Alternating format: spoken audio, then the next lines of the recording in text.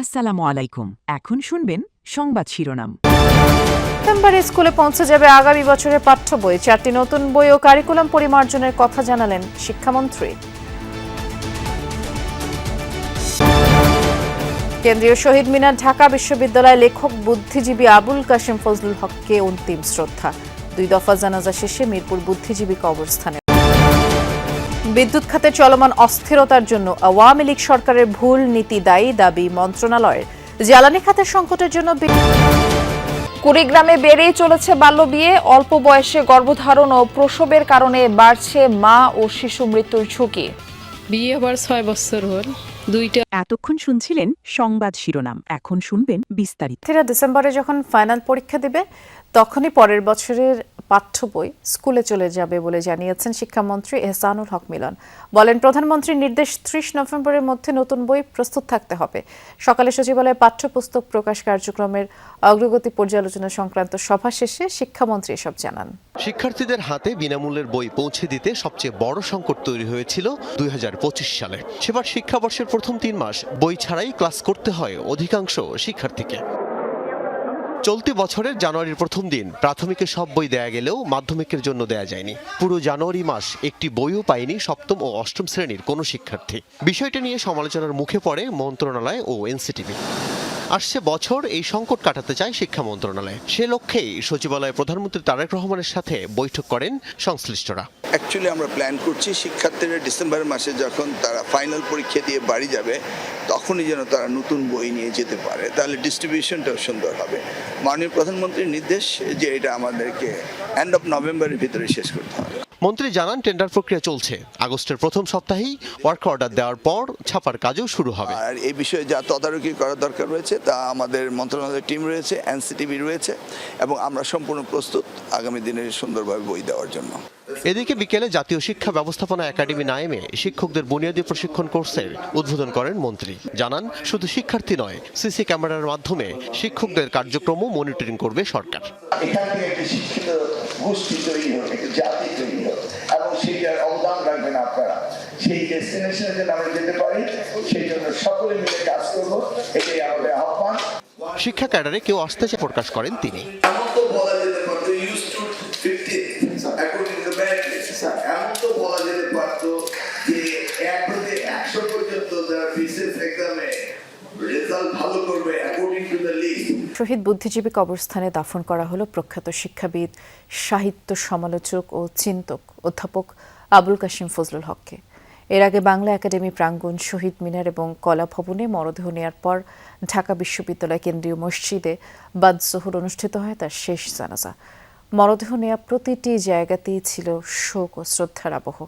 শেষ শ্রদ্ধা জানাতে আসেন তার সহকর্মী, শিক্ষার্থী, সাংস্কৃতিক ও রাজনৈতিক ব্যক্তিবর্গ সহ সর্বস্তরের মানুষ। জ্ঞান চর্চা, সাহিত্য সমালোচনা ও মুক্তবুদ্ধির অনুশীলনে অধ্যাপক আবুল কাশেম ফজলুল হক ছিলেন দেশের অন্যতম প্রভাবশালী চিন্তক।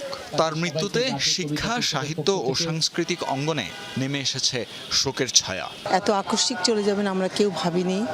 আমাদের জন্য একটা ভীষণ অপূরণীয় ক্ষতি হয়ে গেল। তরুণদেরকে সবসময় নতুন নতুন বিষয় নিয়ে গবেষণার ব্যাপারে দৃষ্টি আকর্ষণ করতেন। বাংলা একাডেমি থেকে আমরা চেষ্টা করব একটা জাতীয় শোক সভা প্রথম করতে। সোমবার সকালে তার মরদেহ নেওয়া হয় বাংলা একাডেমিতে, যার সভাপতি ছিলেন তিনি।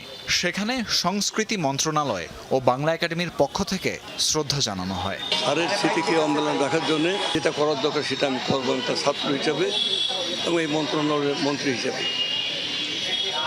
আমি আর সন্তান যখন মারা যায় তখন তার স্যারের বাসায় ছুটে গিয়েছিলাম।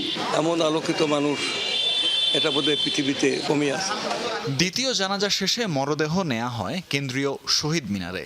সেখানে বিভিন্ন সামাজিক, সাংস্কৃতিক ও রাজনৈতিক সংগঠনের পাশাপাশি সহকর্মী, শিক্ষার্থী ও শুভানুধ্যায়ীরা শেষ শ্রদ্ধা জানান। প্রতিটি মুহূর্তে চিন্তা করতেন দেশ, মানুষ এবং দেশের কল্যাণ নিয়ে। তার দেখানো পথে যাতে আমরা চলতে পারি, সবার কাছে সে প্রত্যাশা করছি। তার মধ্যে একটা প্রগতিশীল চিন্তা সবসময় কাজ করতেন এবং তিনি সংগঠিত করার চেষ্টা করতেন। নীরবে নিবৃতে কাজ করে গেছেন সমাজের পরিবর্তনের জন্য।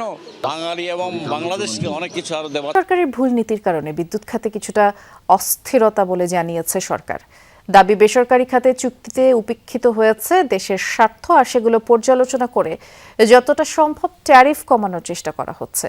তবে হুট করে কোনো চুক্তি বাতিল করলে এর প্রভাব গ্রাহকদের উপর পড়বে বলে শঙ্কা নীতি নির্ধারকদের। শহর গ্রামে লোডশেডিং একই মাত্রায় করতে চাইলেও নানা কারণে ঢাকায় তা করা যায় না বলেও স্বীকার করেন তারা। জুন থেকে গ্রাহকদের গুনতে হচ্ছে বাড়তি বিদ্যুৎ বিল। নতুন দাম কার্যকর হওয়ায় খানিকটা বিপদে পড়েছেন প্রিপেড মিটার ব্যবহারকারীরাও। অনেকের অভিযোগ, হঠাৎ করেই কেটে নেওয়া হচ্ছে বাড়তি টাকা, আবার মিটার চার্জ নেয়ার কথা না থাকলেও গুনতে হচ্ছে তা। গণমাধ্যমে বিজ্ঞপ্তি দিয়ে হটলাইন খুলে পরিস্থিতি সামাল দিতে চেষ্টা করছে সরকার, এরপরও ভোগান্তি কমেনি। গত 20 দিনে আমি বিল দিয়েছি 12 থেকে 13,000 টাকা। এটা খুব বেশি মনে হচ্ছে। তার মানে যদি মাস শেষে এটা দাঁড়াবে 17-18,000 টাকা, যেটা আমার কাছে খুব বেশি মনে হচ্ছে। এর আগে এরকম বিল কখনোই হয়নি। সেম কনজিউম সবকিছুই ঠিক আছে, কিন্তু হঠাৎ করেই বিদ্যুৎ বিল অনেক বেড়ে গেছে। সো এটি আমাদের জন্য অনেক কষ্টদায়ক। সোমবার সংবাদ সম্মেলন করে বিদ্যুৎ বিভাগের দাবি, দাম বাড়ায় খরচ বেড়েছে, তবে এ সংক্রান্ত বেশিরভাগ সমস্যাই সমাধান করা হয়েছে।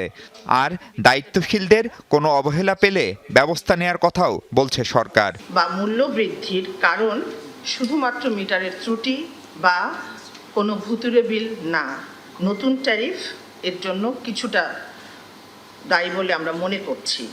ব্রিফিংয়ে জানানো হয়, বিদ্যুৎ খাতের চলমান সংকটের জন্য বিগত আওয়ামী লীগ সরকারের ভুল নীতি দায়ী। আজকে বিদ্যুৎ বিভাগ যে সংকটে নিমজ্জিত, এটি হচ্ছে ফ্যাসিস্ট সরকারের সময় ভুল নীতির কারণে।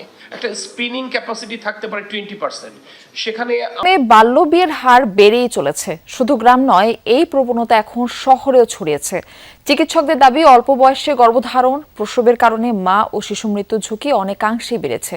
এসব ঝুঁকি বিবেচনায় নিয়ে বাল্য বিয়ে না দেওয়ার পরামর্শ বিশেষজ্ঞদের। আলো ঝলমলে আয়োজন, সাজসজ্জা আর উৎসবের আমেজ দেখে বোঝার উপায় নেই এই বিয়ের আসরের কোণে এখনো অপ্রাপ্তবয়স্ক। শুধু শহরে নয়, কুড়িগ্রামের চরাঞ্চল থেকে দুর্গম জনপদে প্রকাশ্যে কিংবা গোপনে অহরহ ঘটছে বাল্য বিয়ে। সাম্প্রতিক বিভিন্ন সরকারি ও বেসরকারি জরিপ বলছে, জেলায় 18 বছরের নিচে বিয়ের হার প্রায় 51%, আর চরাঞ্চল ও দুর্গম এলাকায় এই হার পৌঁছেছে 78%। আমার ক্লাস 7-এ বিয়ে আবার 6 বছর হল, 2টা বাচ্চা।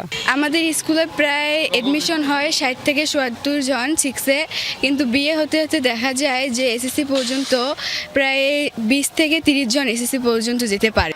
সংশ্লিষ্টদের মতে, কুড়িগ্রামে বাল্যবিয়ের অন্যতম কারণ দারিদ্রতা, কর্মসংস্থানের সংকট, জলবায়ু পরিবর্তনের প্রভাব এবং ঘন ঘন প্রাকৃতিক দুর্যোগে জেলার দারিদ্রতার হার বেড়ে দাঁড়িয়েছে 31%।